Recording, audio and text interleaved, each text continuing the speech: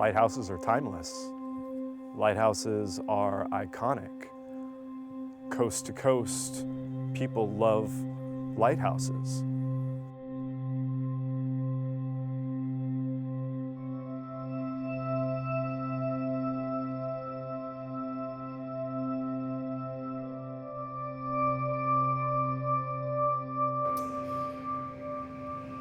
Well, if you want to know what it's like here at North Head, I'm just going to be quiet for a second.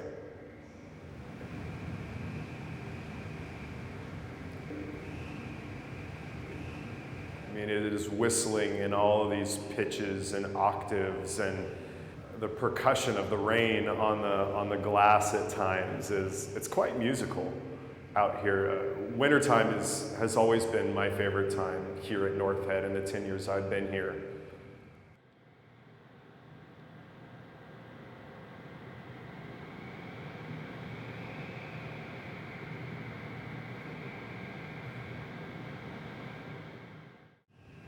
Why should we save this lighthouse? Lighthouses matter because once upon a time, we depended on them. Once upon a time, they reflected an early United States. Lighthouse keepers historically were called wickies because throughout the course of the evening, they would have to come up and again trim the wicks to make sure they were free of soot, to keep the candle power, the luminosity at its brightest potential. When the lens was extinguished in the morning, in the early hours of dawn, then the work of cleaning it began. The first order Fresnel lens was large enough for a lighthouse keeper to fit inside it. Every prism had to be cleaned, had to be crystal clear so that light would burn bright. In 1961, it was automated. So all of the personnel were removed from the lighthouse and a beacon was installed that required little to no maintenance, periodic maintenance. In the early 70s, 1971, 72, the Coast Guard buttoned it up. Windows were sealed to the point that you could not identify where they had been on the exterior. And then a plastic type paint was coated over the entire lighthouse. And so after this plastic coat of paint was applied, the Coast Guard walked away, again providing periodic maintenance that was necessary for the aid to navigation. And then the North Head Lighthouse just kind of continued into disrepair for a couple of decades. Okay, I think it was 2009. I came out here with my family. I hadn't been to the lighthouse for several years, and I was shocked at how badly the outside of it, at least, had weathered it. I mean, it did not look pretty and white as it used to. Turned out the Coast Guard still owned the lighthouse. But the Coast Guard, sometime maybe in the 90s, there was legislation that they should divest themselves all over the country of their lighthouses. So the Coast Guard was not interested in spending any money on this lighthouse, or any lighthouse, but they weren't going to do anything like it needed. And so state parks cannot lobby, cannot write to a legislator or say, hey, we've got to get this title transferred. And so our group started to write letters.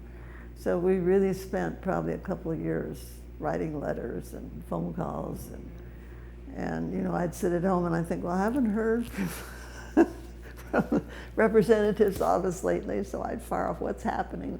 And so that title was transferred, and then at that point, state parks could do a budget request to the legislature for funds, and so that will pretty much do the major things that need to have been done to the lighthouse, so it will be beautiful and white as it used to be.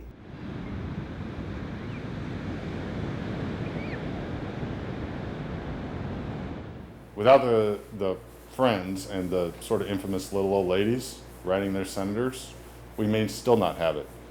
For the agency, which has 122 or 23 parks, we get about $60 million a biennium. So $30 million a year to fix what we have or build new things.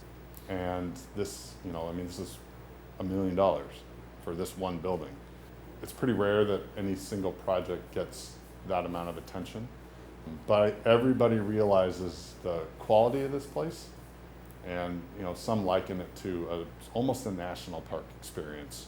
Being at North Head is comparable in some ways. And that's also, visitation is a part of it here.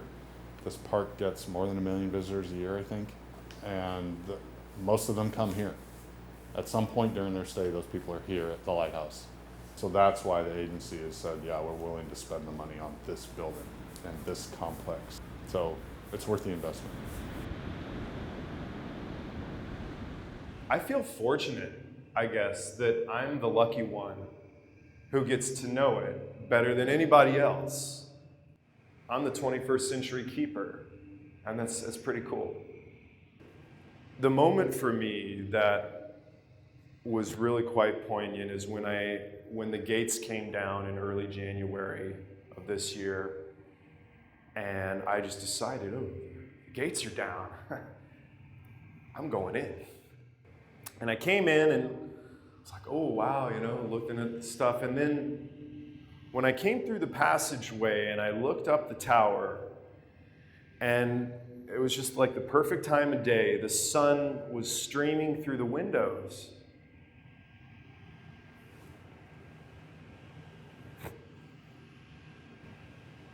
And there was this outline of light that you could see.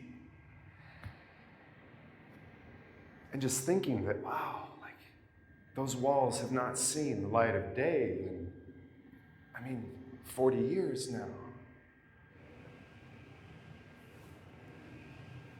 Knowing what we had gone through to get to that point, that all the work, the formation of the keepers, and all of the work that they did to bring us to that point, it was really amazing. It's still on. It's not going away. That familiar light in the dark of night on the shores of the graveyard of the Pacific is a friendly thing. So we're not turning them off anytime soon.